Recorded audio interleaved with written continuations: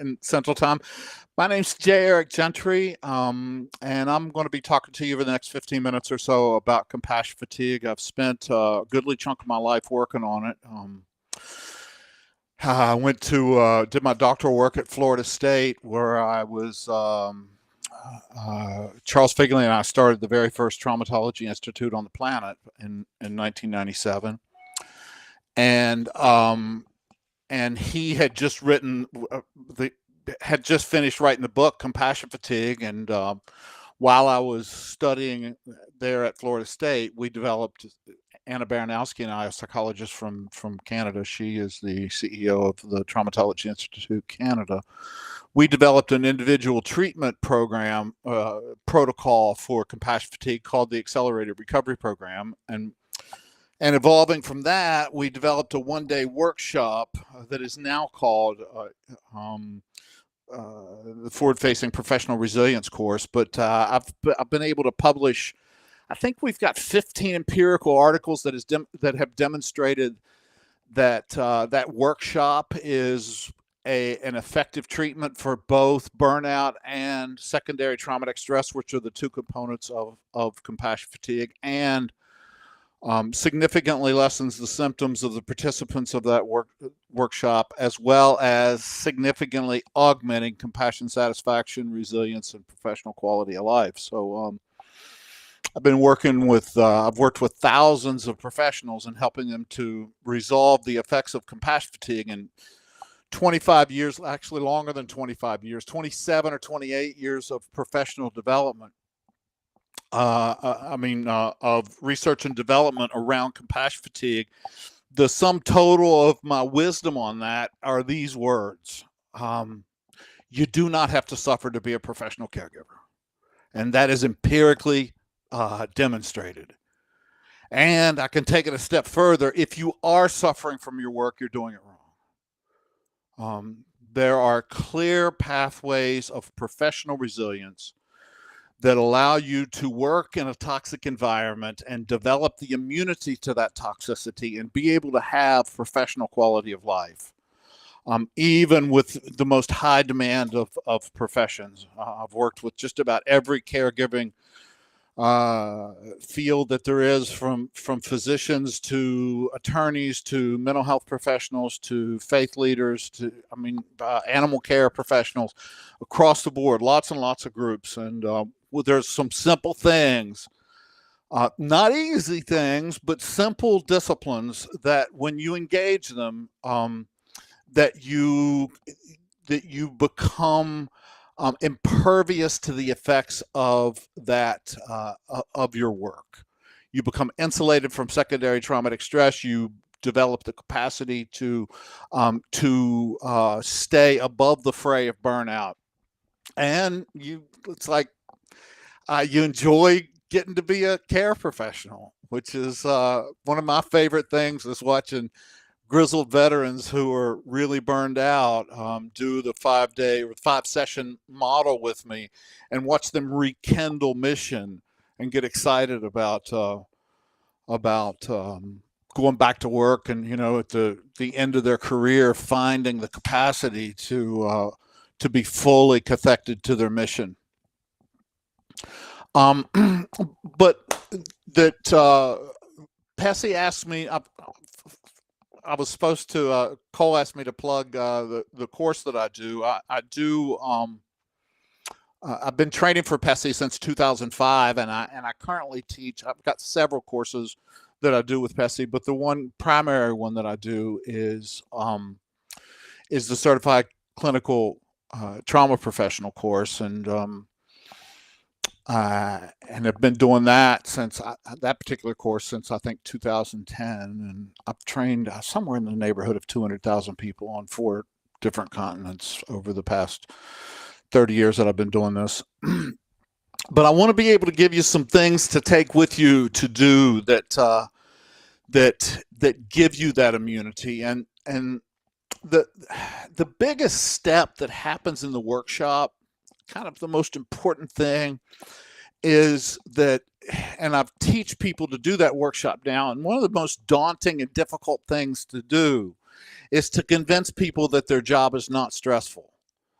which is really important to be able to grow the resilience of the professional resilience, to be able to be healthy in that environment, is to evolve beyond perceiving ourselves as victims of our environment, and instead begin to understand that compassion fatigue, the effects of compassion fatigue, are not caused by the environment. They're not caused by work.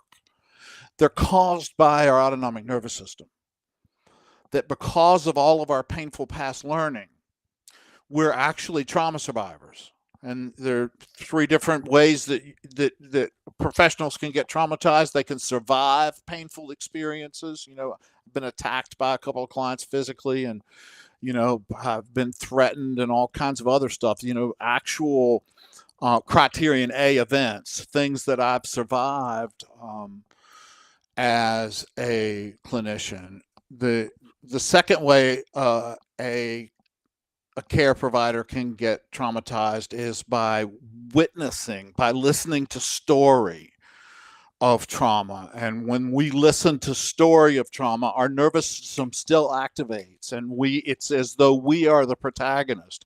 As we're hearing that story, our empathy window opens up, and our mirror neurons create the holographic images of the story as it's unfolding from our clients' mouths, and we end up encoding that as trauma.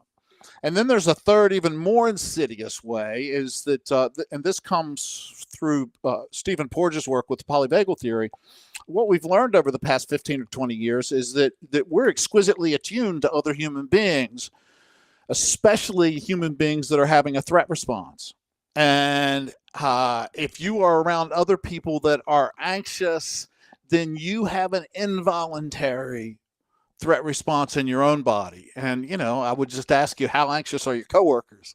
Well, there's the toxicity of the environment. If you're around people that are in, the clinical term for that is jacked up nervous systems, then your nervous system's going to be jacked up, unless you are, drum roll, unless you develop the capacity for regulating your own nervous system, developing the skills to be able to, first discover that you're having a threat response. And there's lots of different ways to do that. I got a ring that'll actually do that.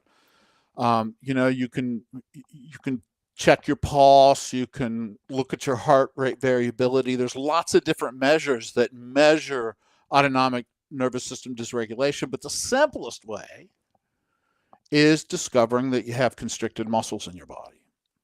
And if you have involuntarily constricted muscles in your body, then you are in a threat response, unless you got lockjaw or some other weird disease. And if you stay in a threat response all day long, then you're going to get symptoms. That threat response is built for 30 seconds of augmented functioning in human beings. We have a threat response that it helps us run faster. It helps us have more stamina. It helps our neocortex work better for 30 seconds. And what so many people who are, that I've worked with that are health professionals, they're in their sympathetic nervous system. They're in their threat response all day long. And they've learned to develop somatic dissociation, so they don't even feel what's happening in their body frequently. There's just this vague sense of disquiet, of distress. But what's happening is those symptoms are fomenting somatically, neurophysiologically. And so we've kind of discovered that there are 5 primary resilience skills, which when applied produce that state of resilience. And number one most important skill is the ability to discover that you have constricted muscles in your body and then intentionally releasing them. And when you intentionally release involuntarily constricted muscles, you restore yourself back to well-being. You cannot have stress in a body whose muscles are relaxed. Let me say that again, because that's a really big deal. You cannot have stress in a body whose muscles are relaxed. So you're in a comfortable body. You are no longer generating symptoms. The problem is that because of all of our painful past learning and the way that trauma gets encoded, it gets encoded in sensory memory. And anytime we've had any painful learning, then the sensory experiences from that painful learning get encoded in the implicit memory and charged by our amygdala with fear. So what happens is the next and future time we're in any of those contexts or situations, then what happens is our amygdala fires here in the present, causing us to perceive threat where there is little or no danger. Well, how much painful learning do you have as a caregiving professional? I mean, forget about your developmental stuff, forget about junior high school, all of that. Just in our careers, we have tens, hundreds of thousands of painful experiences in our careers. So what's happening is we go to work. I always say that our work's not stressful, but it is a haunted house. When we go to work, we're constantly encountering sensory stimuli throughout the day. That because of our painful past learning, we are perceiving threat in those situations that we're encountering that sensory stimuli. And it is compelling us against our will to act out in aggression or avoidance, and it is constantly generating those symptoms. So developing that capacity to release the tension in the muscles of our body in real time while engaged with our clients, while doing our work, while all the activities of daily living, professional activities of daily living that we're doing in our work context, being able to relax into those situations is the a priori most important skill that we can do. And getting that up to 100 or so times a day, then you are not suffering stress from your work anymore. It is simple. It's not easy. Now, there's the other component of that. I think I'm running short on time, but the other 4 skills are intentionality, which is to when we're in a dysregulated nervous system, we find ourselves acting in ways that we don't want to act, that we act against our will. We are compelled to become aggressive or avoidant in those situations. So regulating and becoming intentional more and more and more as we go through our day, that is resilience building. Perceptual maturation.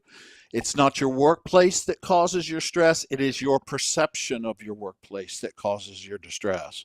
So it's a lot easier to change the perception than it is to change the workplace.